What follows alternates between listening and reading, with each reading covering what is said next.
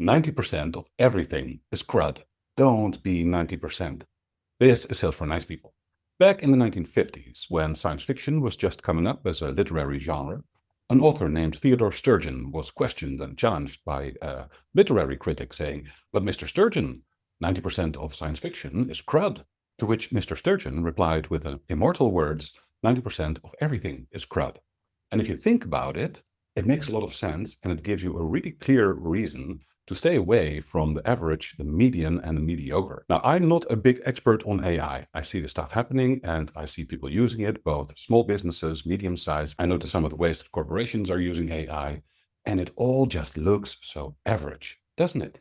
And obviously it does, because AI and every implementation of it seeks to optimize for what appeals to the largest common denominator. And that means that if you're going to play the AI game, whether it's in your marketing, in your content writing, or in your outreach, what you're going to be doing is A, competing with everybody who is also using AI, and you're going to be optimizing for what appeals to the majority. Now, that might work, but it means that you will have to compete with people who have more budget, who can spend more money on advertising and outreach and team and outbound calls, and you're not going to be able to outcompete those people.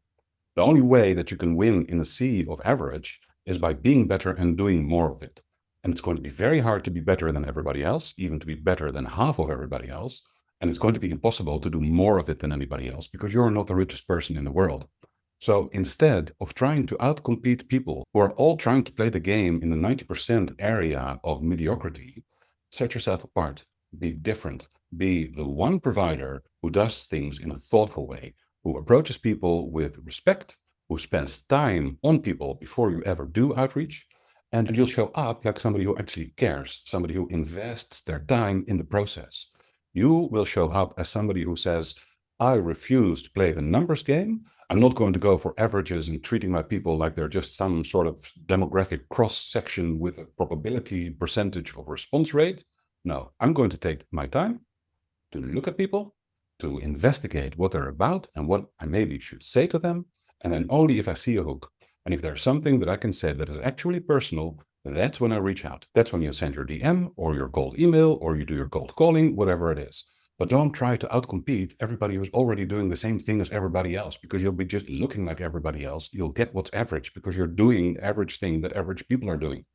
Be different. You're in business because you want to make a difference. Be different, because different is better than better.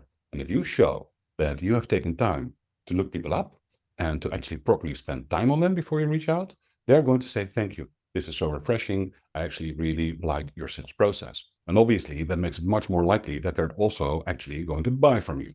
So don't play the 90% crud game. Be in the 10% of people who are above the average. Be different the way you are different, and see what that does for your sales process. This is Sales for Nice People. Go to salesfornicepeople.com/sign up if you want a short and helpful daily email, and I will see you again tomorrow.